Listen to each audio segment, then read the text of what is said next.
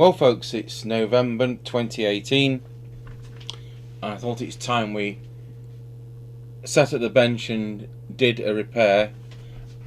Now, I've never covered this before. It's the Murphy CBH1500 base station, which you will find is a Spirit 40F transportable in a big box. Not that you see many Spirit 40Fs, but that's what it is. And I've been looking for a Murphy base station in a reasonable condition, you know, something which isn't actually smashed up and actually has some of its knobs. And then two seem to appear at once. I know I bought one of them off eBay. Anyway, this has got some screws missing out of the case. It's got two strange sockets on the side. Do you know what? One could be a headphone socket, couldn't it? And one could be a tape recorder socket. And if we look at the back and don't knock the service all tin off,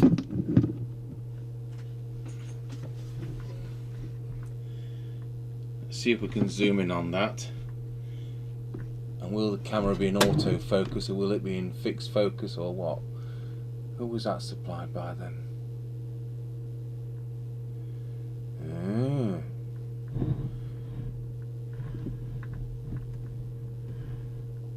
Yes. It'd be even better if I could press the right buttons on the remote.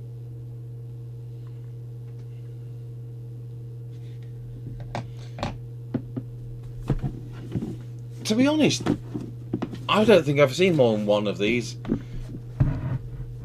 since CB was legalised in 1981 in the UK. Now, a friend of mine who's a fellow radio ham, Alan, used to run a shop the other side of Sleaford in Lincolnshire at Ruskington, which he was called Chatbox. And he seemed to get quite a lot of these come in, and they all seemed to suffer from hum on transmit. And he actually had a good cure for it, and he found out what the problem was. And so we shifted the mains transformer, and I'm going to do what he used to do. He showed me what he did all those years ago, and we'll do it to this one, because I understand they all hum. They didn't use a shrouded mains transformer, and they didn't take, is it flux density, without getting the textbooks out, which it just got it at the wrong angle. So what we're going to do is make a mic up. Now these have a weird mic pin out, and I want to retain it as weird mic pin out because we don't do modifications to radios, because I want all the radios that we have to be as they came out of the factory. So to that end, those sockets are going to have to go, and that's going to have to get filled in with body filler. Right, so I'll make up a microphone and then we'll go back to record. Okay, so now we've got the lid off, and I did prepare a mic. I can see what they've been up to here, and we've got an extension speaker socket, which I didn't realise these radios don't have. There is no extension speaker socket that I can see. Anyway, that needs to come off, and so we don't do modifications. And the other one, it's quite clear that that goes down to the power supply. So they've been plugging 12 volt accessories into the radio's power supply. So we just need to get rid of those, and I'll just pause the video. Right, well, we're going to do this together. I haven't switched this on, so as you can see, I've put the speaker lead straight back onto the speaker, and I've put the power supply lead straight back onto the power supply.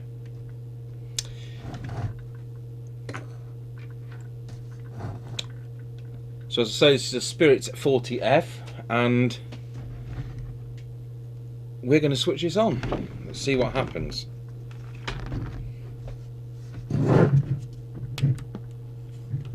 Well, there we go, it switches on. I shouldn't need a mic for this to, no, because receive doesn't go through the microphone socket.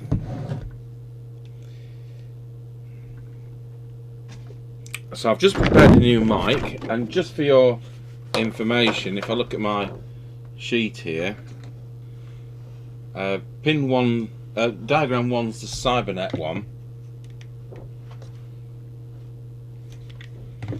As you can see, it's pin 1 is audio, screen, receive, PTT, and it's number 7 for this, so it's like one pin out. So audio is now pin 4, not pin 1. So it's audio, PTT, and then the screen is linked between 2 and 1. So put a wire link in at the plug. Receive doesn't go through the mic at all. So for all of you those who's wiring up a Murphy home base, pin 1 and 2 are linked to the screen. Transmit, which is usually the red wire, is to pin 3, and audio, which is usually the yellow wire or the white wire with the screen around it, goes to pin 4. So I don't like to modify radios. You know, these came with a really dinky little mic for any of you who saw them.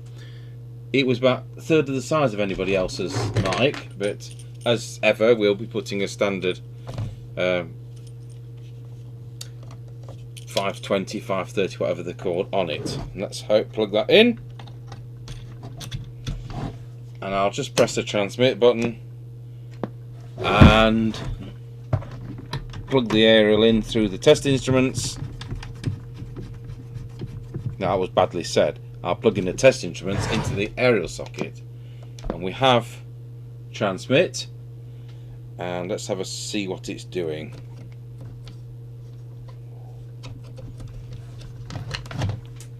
Apart from the knob falling on the floor.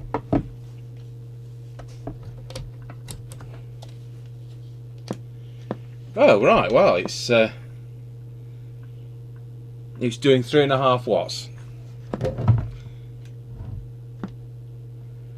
And what does the meter say? Which means this meter says 4 anyway. It means absolutely nothing. So that's not bad.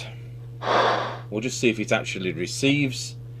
Now I was last doing some marine radio, so my instruments are all in the wrong position.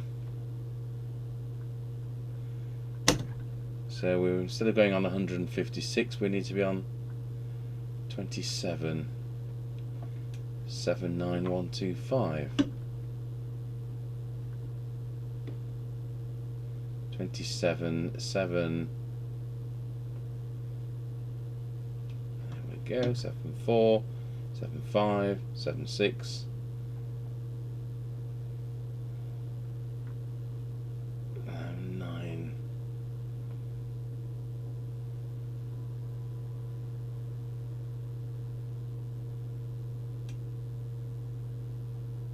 There we go.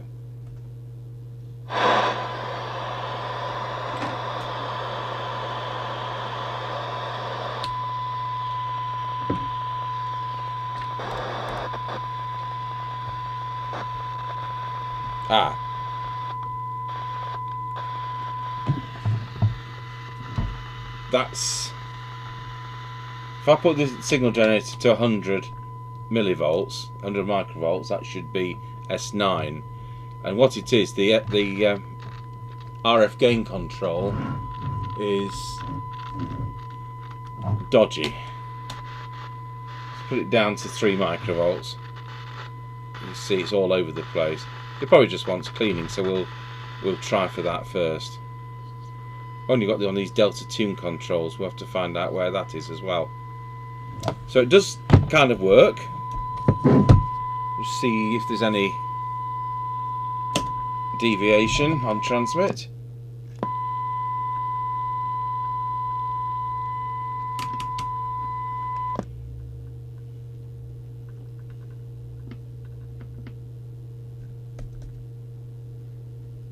Wallow. My goodness, it's doing 4.5. That needs to come down. We're transmitting on 3 channels at once if we do that. So what I'm going to do, I've got the circuit diagram here. Now when I got one of these in 1983, I think it was, it came in for optimization from a customer, and he brought it new in a box, so I photocopied the instruction book, which means we have a circuit diagram, because it just happens that the circuit was included in the instruction book. So what I'm going to do is going to have a look at the printed circuit board, I'll look at what there is on here, and I'll make up a little chart, and we'll see what adjustments we need to do. Now we'll put back the video. So we'll do the video in two parts. A bit of a chat and an overview, and then the receive side of it. So we'll start with the transmit. I've made myself a little chart out of what's where, and we'll start with, I think, because that's the, let's move that so we can actually see everything, because that's the reference crystal for the synthesizer there, I would think that that coil is the frequency set. So we've got, it's actually spot on, but just to prove it, we'll just adjust that one slightly. I mean, I could look at the circuit diagram, couldn't I?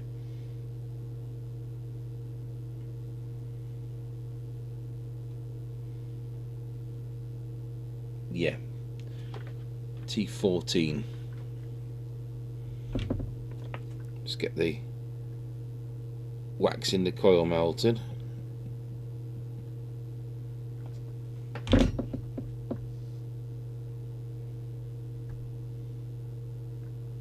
Yep. There we are. 27799125. So that's now spot on. We'll just melt that back in position.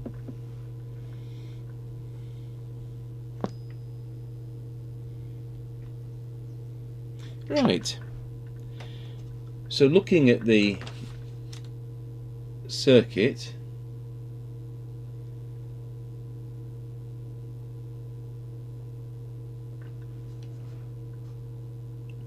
I would expect that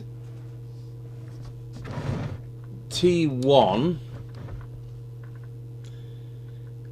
T2, T3, T4, T5, T6, T7 are all going to be receive, so therefore I would expect that transformer 10, which is there, and I presume that's 11 but I can't see on the board, 12, 2 which I can't see, and the one in the back of the PA there are going to be transmit. So now normally I look as an ammeter, so working from an internal power supply, which I tell you what, we've never checked that that's running at something like 13.8 volts.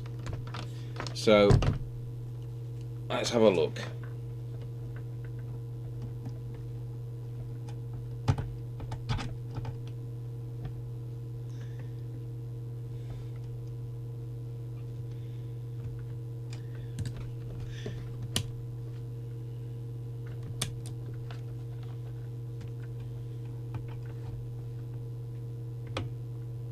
No, 11.5. That's a bit lower than we'd like.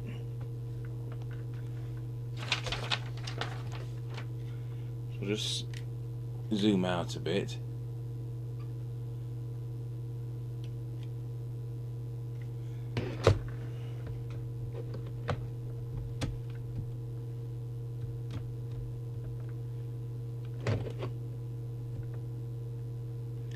And adjust the preset in there.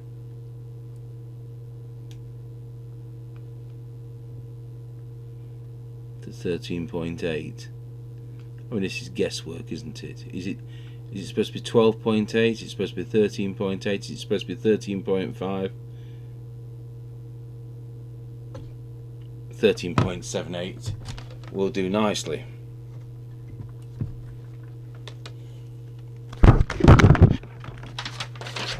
Brushes against microphone on the left hand channel.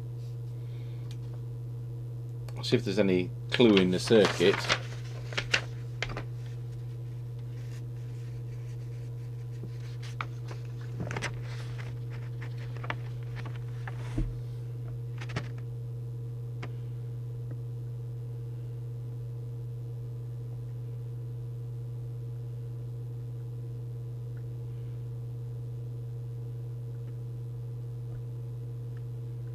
No, I can't see any voltages there.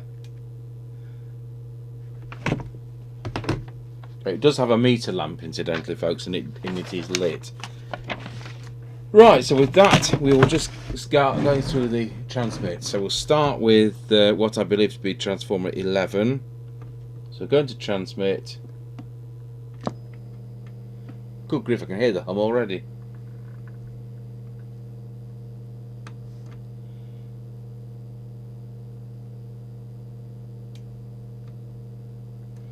So we've peaked that.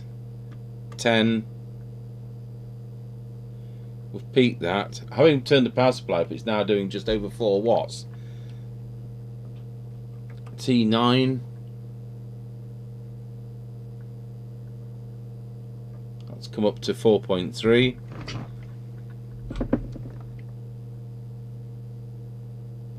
Not sure. I don't think that. No, I don't think that's an inductor we can alter.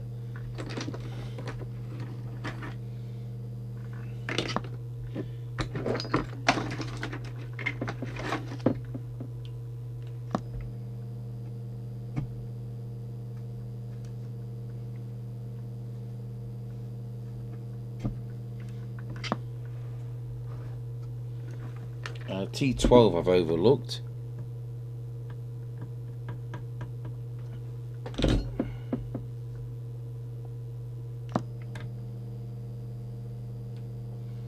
I presume I can't see that making any difference, but it must be in the transmit side. And then I'll see if I can see where that is in the circuit.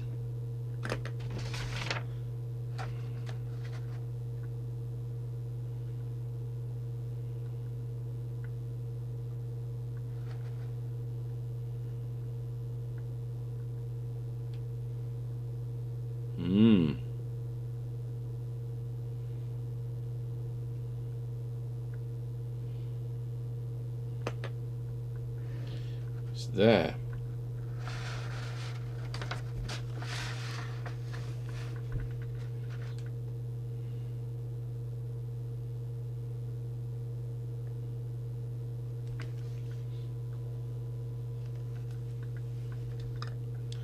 We'll just see what that does.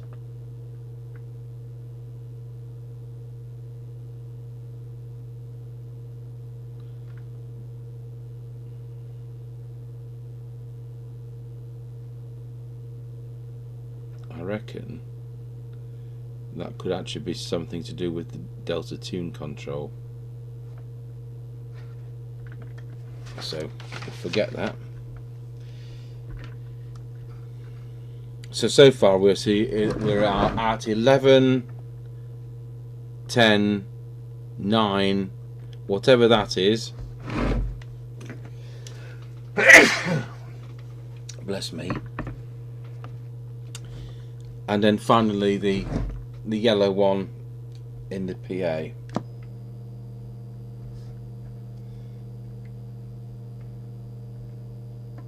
Good grief, it does 5 watts. Now we'll turn it down to 4.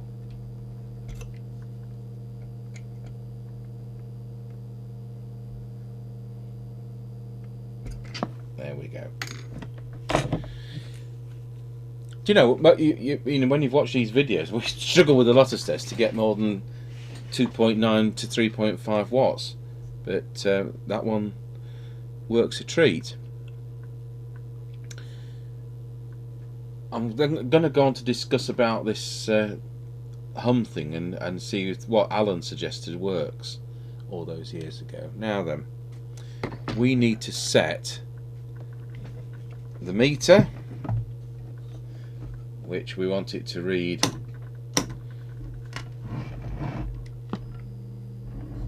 4 watts. It's now reading about 5.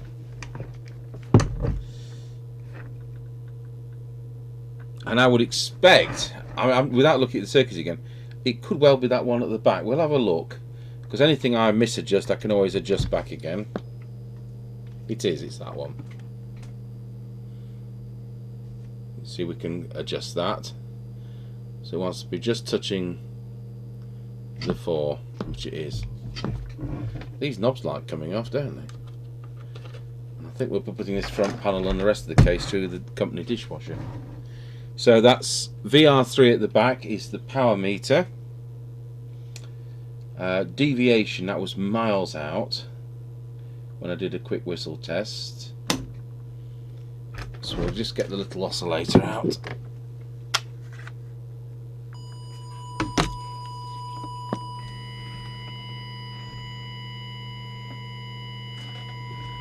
And presumably deviation is going to be that one down there, which I haven't got a number for.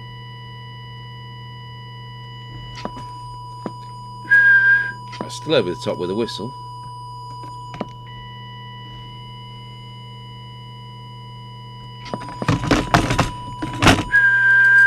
That's better. So that's now peaking at 2.5. Wallow. Wallow. And we'll just monitor it on our little hand portable realistic 1003. Hello, testing 1 2 3 4 5 5 4 3 2 1. That's fine. Well, I reckon that covers it. There's nothing else which can be on a transmit unless low power is... I don't think low power has any adjustment. No, it can't have. Nope. Right. Now, what Alan told me all those years ago was if you move the mains transformer on one of its legs so that it's on an angle, it isn't kind of broadside into the radio.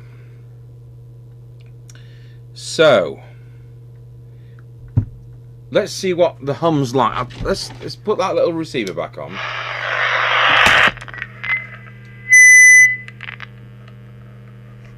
Yeah, it's a definite hum. I hope the mic picks that up.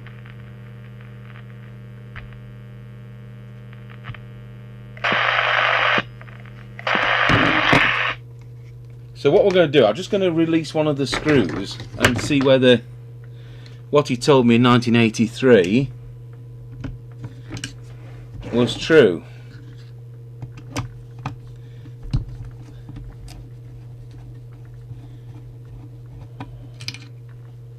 We can soon re-drill that if that's the case. So let's have a little listen.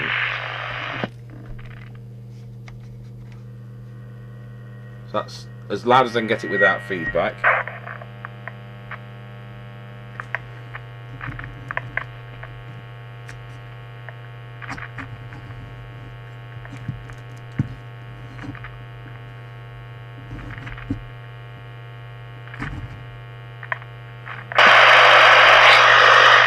I can't honestly say that made any difference. What we'll just do is pop the other screw out and waggle it around a bit. May have worked for him, but it doesn't seem to work on this one.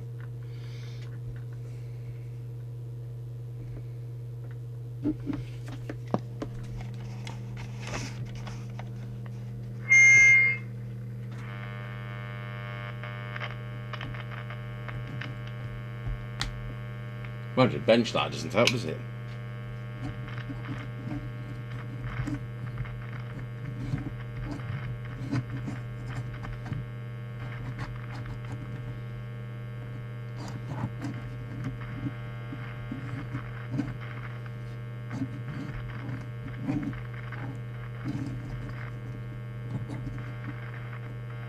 No, sorry Alan, it doesn't work for me.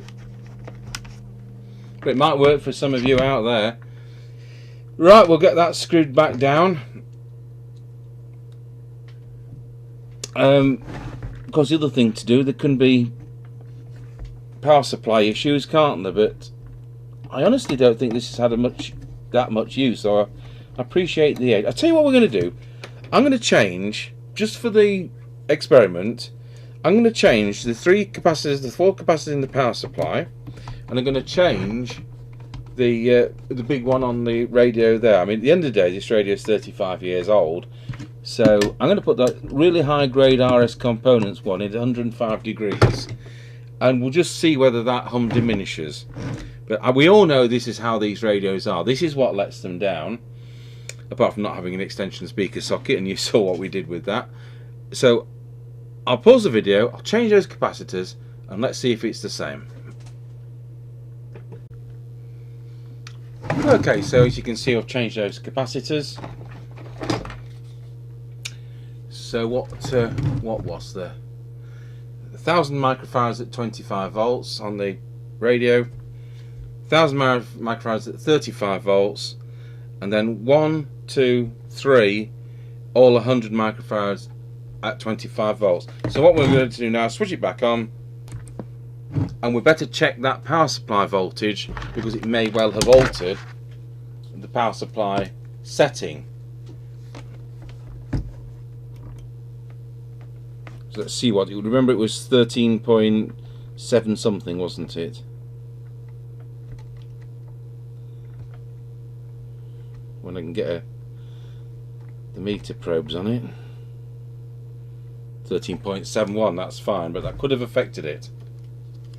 So what we'll now do is I'm going to go and get the... Oh, I'll tell you what, we'll do the test first, because I'm sure it'll just be the same, but it was an interesting test to do. So switch the receiver on. It's probably about the same. I'll go and get the ESR meter, and we'll see if any of those capacitors I took out were in any way duff. Right, we only have one ESR meter, and it's in the room Mr. Chippy does his guitar amps in. We've got workshops in 3 rooms. There's 2 workshops in here, 2 benches in here, and then there's 1 bench in each of 2 other rooms. But subject to planning permission, we've got a new organ building, because our main business is in church pipe organ restoration. And no, not electronic, those great big things with pipes. And I've always had a kind of 2 parallel careers. Oh, that's in. Oh, hang on a minute, the thing slipped. Let's have another look.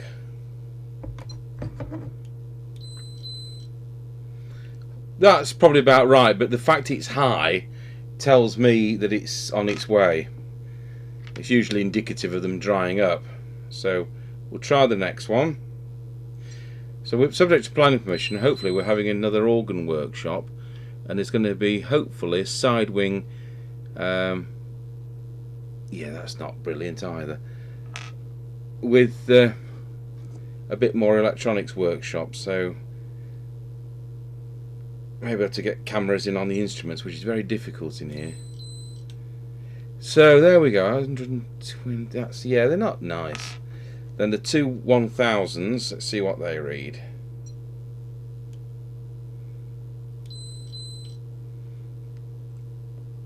Again, it's a bit high. And finally, yeah, well, they all work, but I think they're all on their way, so I think that was the right thing to do. I nearly put it down on the video mixer, that would have been interesting.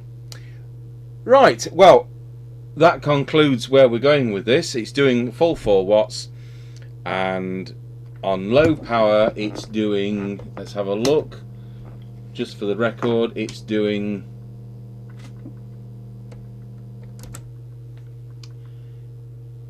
0.3, it's supposed to be 0.4, but it's not adjustable on this model unless somebody here knows better. What else? Oh, it's got built-in SWR meter, so I'll just run through that, because obviously onto the test instruments it should be perfect. So let's have a look. We'll go back to full power and calibrate. Oh, you hold it and then, oh, that's a dirty pot. Tell you what, clean the pots and we'll come back. Okay, so let's hope we've done some good on that. So transmit SWR, and it's reading 1 to 1, which is on the test set, so that's how it should be. Right, so that concludes the transmit side of the Murphy CBH1500. My dear friend Alan's modification didn't work for us, where you put the transformer sideways. but we have improved the hum slightly by changing all the capacitors in the power supply and the one there. So yeah, it works alright. It does a full 4 watts, which is more than can be said for a lot of radios. So hopefully I'll be able to do the receive side of it, and thank you for watching.